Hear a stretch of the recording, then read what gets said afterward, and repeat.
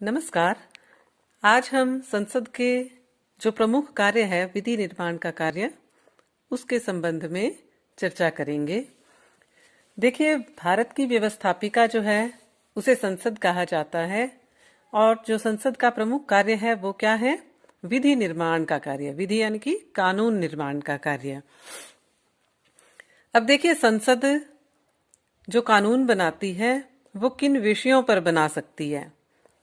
हमारे संविधान के अनुच्छेद 246 और उससे संबंधित जो अनुसूची है 7, उसके अंतर्गत केंद्र और राज्य सरकारों के बीच जो विषयों का विभाजन किया गया है, तो उसमें संघ सूची के विषय, समवर्ती सूची के विषय और अवशिष्ट विषयों पर संसद जो है कानून का निर्माण करती है।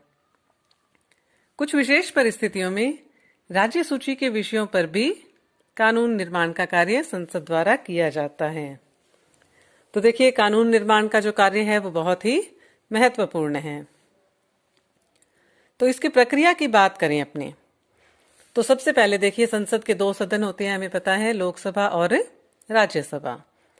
तो सबसे पहले जब कोई भी कानून बनाया जाता है तो उसका एक ड्राफ्ट यानी कि मसौदा तैयार किया जाता है कि उसके जो प्रमुख बिंदु हैं वो क्या क्या होंगे, और कई धाराओं से मिलकर जो है वो मसौदा तैयार किया जाता है। अपने साधारण विधेयक की बात करें तो लोकसभा और राज्यसभा दोनों में से किसी भी सदन में जो विधेयक है वो रखा जा सकता है।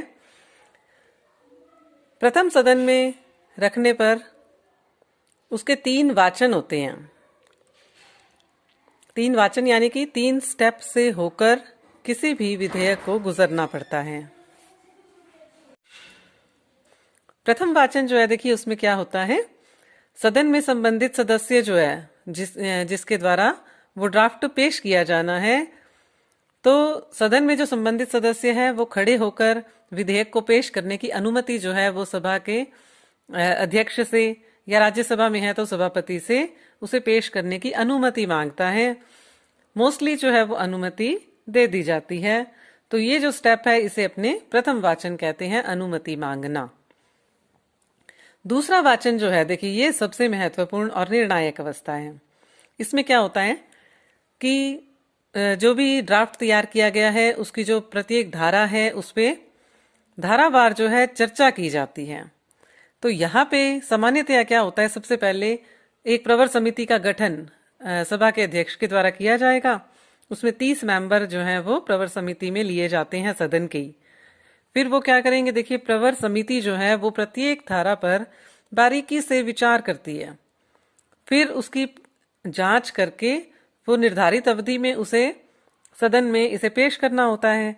तो निर्धारित अवधि में वो अपना प्रतिवेदन जो है वो सदन में रख देती है। जो समिति है ना, प्रवर समिति, वो क्या करती है, प्रत्येक धारा की बारीकी से जांच करके और निर्धारित अवधि में उसे सदन में रखती है। अब क्या होता है, देखिए द्वितीय वाचन में ही अब चर्चा की जाती है। उसपे पक्ष जो है वो ड्राफ्ट के पक्ष में अपना विचार रखते हैं, विपक्ष जो है उसके ऊपर अपने विचार रखते हैं और चर्चा चलती है। इस प्रकार क्या है, धारावार मतदान होता है। तो ये द्वितीय वाचन था। और तृतीय वाचन में क्या है, देखिए एक सामान्य चर्चा की जाती है और अंतिम रूप से जो है वो इस पर मतदान किया जाता है और इसे पारित कर दिया जाता है। अब देखिए, यहाँ पे जब प्रथम सदन में पारित हो गया तो अब ये जो विधेयक है वो किस में जाएगा, द्वितीय सदन में। अब द्वितीय सदन में भी क्या होगा, यही 3 वाचन होंगे। और यदि उसमें प्रवर समिति अगर उचित समझा जाएगा तो प्रवर समिति का गठन भी किया जाएगा, बारीकी से जांच की जाएगी और फिर उसे पारित किया जाएगा। तो तीनों स्टेप दोनों सदनों में चलते हैं, प्रथम वाचन, द्वितीय वाचन और तृतीय वाचन, और इसे पारित कर दिया जाता है। पारित करने के बाद में इसे विधेयक कहा जाता है। ड्राफ्ट जो तैयार किया था कानून से संबंधित, उसे विधेयक कहा जाता है। अब देखिए, विधेयक जाता है राष्ट्रपति के पास में, राष्ट्रपति उसके ऊपर हस्ताक्षर करते हैं और ये जो विधेयक है वो कानून बन जाता है। और एक बात देखिए, जो खास बात ध्यान देने योग्य है वो कि यदि मान लीजिए पहले सदन में अगर विधेयक पास हो गया है, दूसरा सदन उसके ऊपर कोई आपत्ति करता है, मान लीजिए वो उससे सहमत नहीं है, या फिर कोई ऐसे संशोधन करता है जिससे कि पहला सदन सहमत नहीं है, या फिर वो 6 महीने तक उस पर चर्चा ही ना करे, दूसरा सदन 6 महीने तक उसे अपने पास रोक ले, तो ऐसी स्थिति में क्या होगा? ये विवाद की स्थिति हो गई। जब विवाद की स्थिति होगी तो देखिए इसके लिए भी एक प्रावधान है अनुच्छेद 108 के अंतर्गत। अब राष्ट्रपति क्या करेगा? राष्ट्रपति बीच में आमंत्रित करेगा एक संयुक्त बैठक, यानी कि लोकसभा और राज्यसभा की संयुक्त बैठक, जो कि सेंट्रल हॉल में आयोजित की जाती है संसद के। तो संयुक्त बैठक का आयोजन किया जाएगा और दोनों सदनों के मतदान में उपस्थित सदस्यों के बहुमत के द्वारा उसे पारित कर दिया जाएगा। तो देखिए अगर दोनों सदनों में गतिरोध हो जाता है तो उसे संयुक्त बैठक बुलाकर पारित किया जा सकता है। लेकिन अगर मान लीजिए राष्ट्रपति को ही आपत्ति हो, राष्ट्रपति जो है विधेयक में कुछ संशोधन करवाना चाहता है, तो वो उसे पुनर्विचार के लिए संसद को लौटा सकता है। तो देखिए पुनर्विचार के लिए संसद को लौटा दिया, संसद ने उसे पारित करके मान लीजिए पुनः उसी रूप में या संशोधनों को स्वीकार करके राष्ट्रपति को सौंपा, तो राष्ट्रपति को उस पर हस्ताक्षर करने ही होंगे।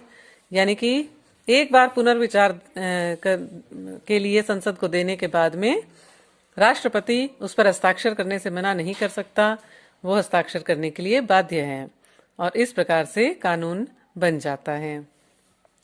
तो देखिए अब संयुक्त बैठक की अगर बात करें अपने, तो अब तक केवल 3 विधेयक जो हैं वो ही संयुक्त बैठक में पास हुए हैं।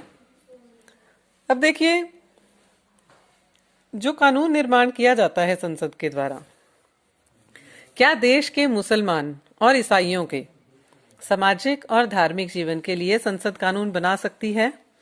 तो देखिए संसद कानून मुसलमान और ईसाई लोगों के सामाजिक और धार्मिक जीवन के लिए संसद कानून नहीं बना सकती है।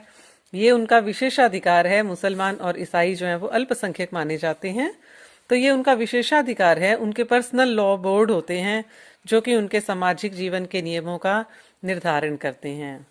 तो देखिए अब जरूरत किस बात की है कि संसद जो है वो देश के सभी हिस्से के लिए, सभी लोगों के लिए, भले ही वो किसी धर्म के हों, किसी जाति के हों, बिना किसी भेदभाव के लिए, सबके लिए एक समान कानून बनाया जाना चाहिए और इसके लिए राज्य सरकारों को निर्देशित भी किया गया है।